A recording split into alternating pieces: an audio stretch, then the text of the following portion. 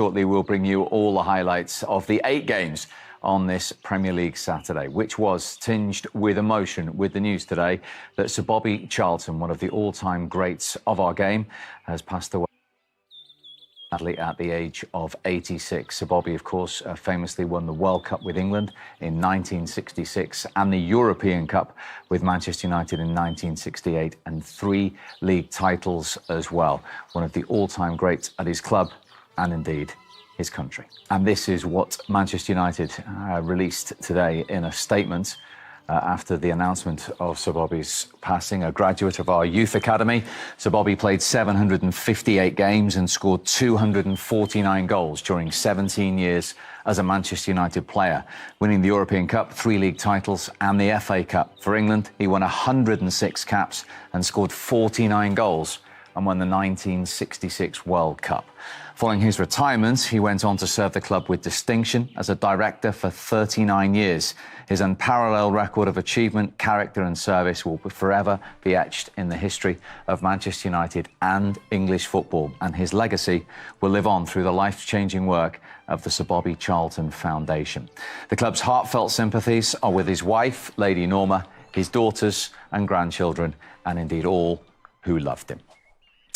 Ruud Gullit and Ian Wright with me tonight on Matchday Live Extra. Righty, he was indeed one of the game's all-time greats. One of our greats, that's for sure. Iconic name.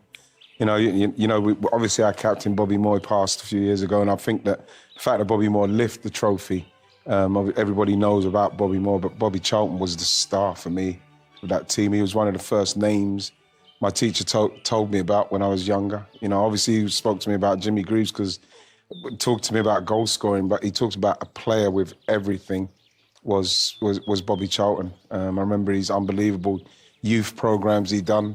You know, it's just a sad day when I heard it. I heard it in the car today, and I felt very sad, obviously, because he's one of the greats. Ruud, we're all privileged to have spent time with him over the years. You've had particularly long time with him on the golf course many times. Yes, I played a couple of times with him on the Dunhill Cup in Scotland. His wife was always there.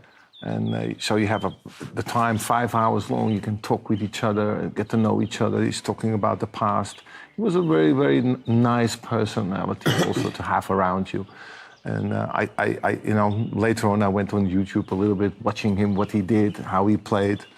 And of course, I never lived the time, but I think, yeah, he was one of the greatest players of Man United and also for England. So it's a sad day.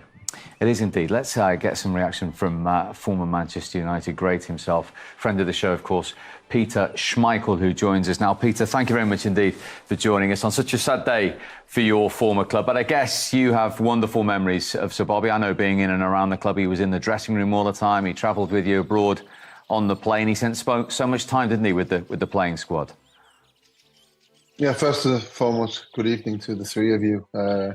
Yeah, it's been a really sad day. It's unfortunately it was expected that this day would come quite soon. He'd been struggling a little bit in the last couple of years, but what a human being he was. What a fantastic person.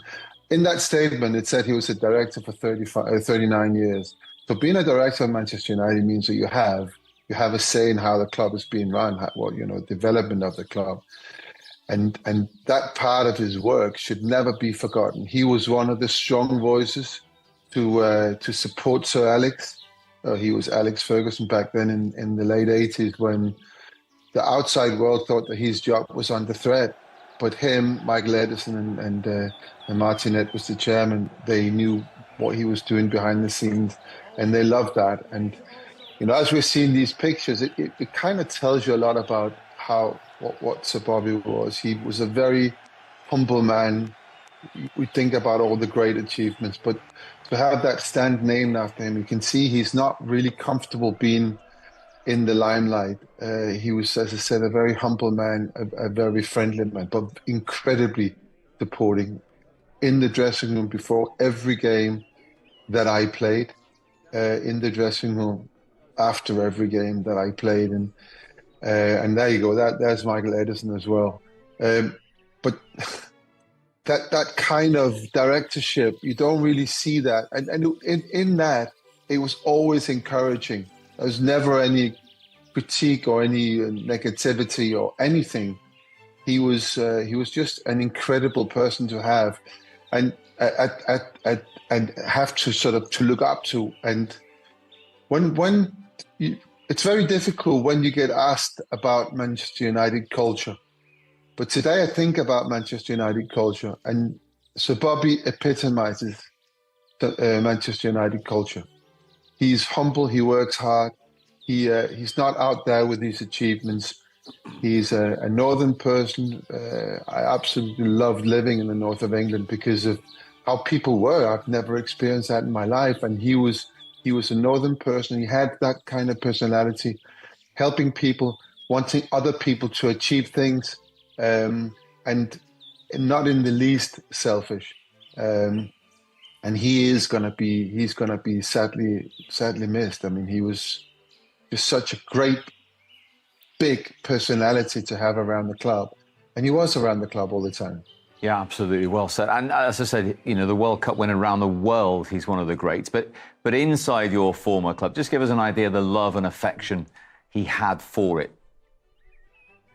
I mean, he was Manchester United. You think about when he was 20, he was in that plane crash in 1958.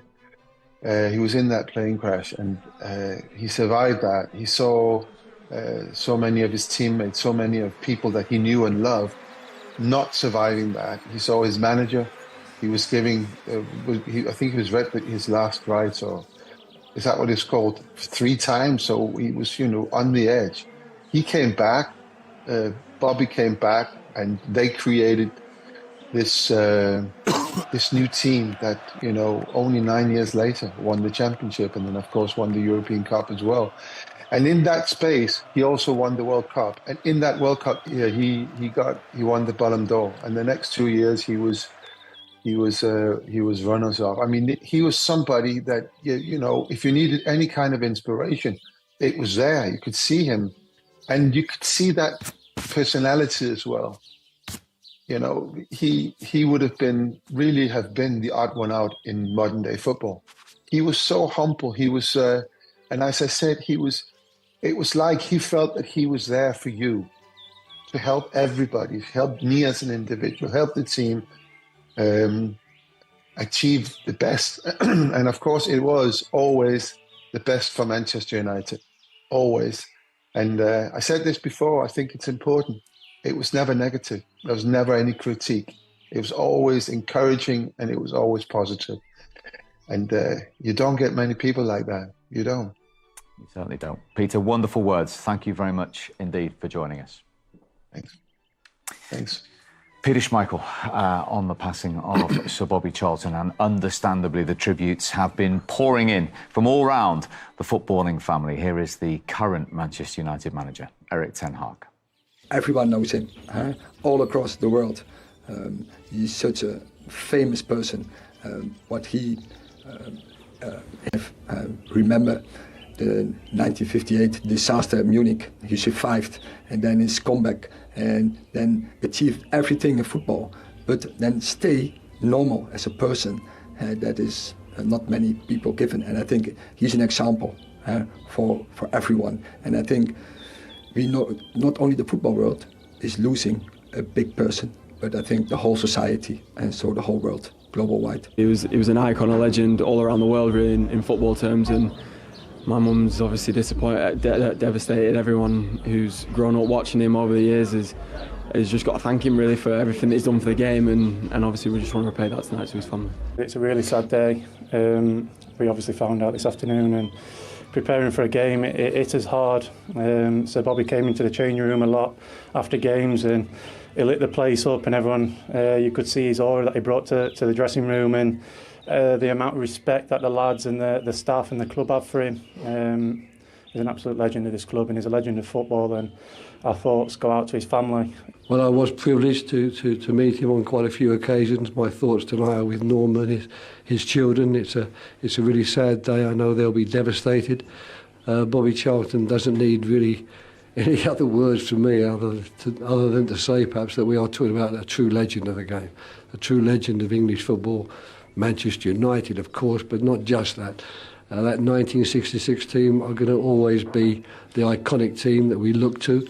And today, unfortunately, we've lost yet another great player and a really important member of that team. So I was really sad to hear the news, and I can only, as I say, wish Norma and the children all the best and strength, if you like, to come through the grieving process.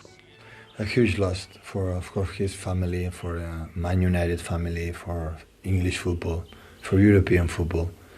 So how nice in this country is amazing how the big legends, stay there representing the clubs, what these top enormous players have done for the teams that they play. So absolutely on behalf from Manchester City, our condolences and especially his family, from Man United and for everyone, because we have the Premier League that we have, or the English football that we are, is because I think this type of people, this type of persons that for they behave on and off the pitch, make this country an incredible place to live and to play football. So Bobbie was always great, and obviously in my time at the club he was always there to talk to at all the games, every home game, majority of away games, and was someone who you liked having around, a huge presence around the place. So yeah, it's a sad loss for everyone involved in football, but obviously his family is more important. He was there every single game. He would come into the changing rooms, and having his presence and feeling his support was quite, in a quiet word, every single game was inspirational, really. And the thing that's the moment that really sticks out was when it was the 50th anniversary of the Munich disaster. He came into the training ground and told us the story, and for him to be standing in that situation was, it's obviously sad and it's a tragedy, but that was something that I would never forget. And so his presence around the club was incredible, and he'd be sorely missed. Sir Bobbie played 758 games and scored 249 goals during 17 years as a Manchester United player, winning the European Cup, 3 league titles and the FA Cup. For England, he won 106 caps and scored 49 goals and won the 1966 World Cup.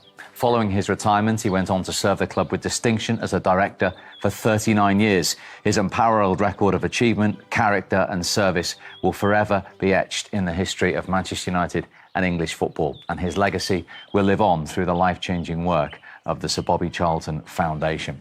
The club's heartfelt sympathies are with his wife, Lady Norma, his daughters and grandchildren, and all who loved him.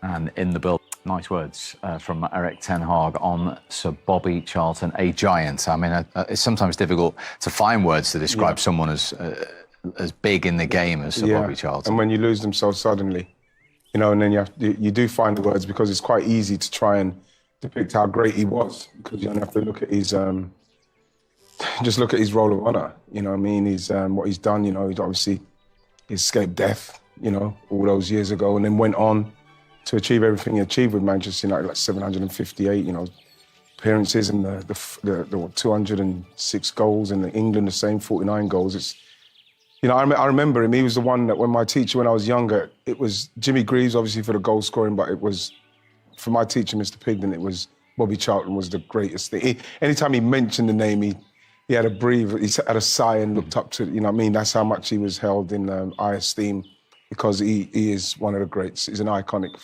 footballer from our country. Yeah, unreal.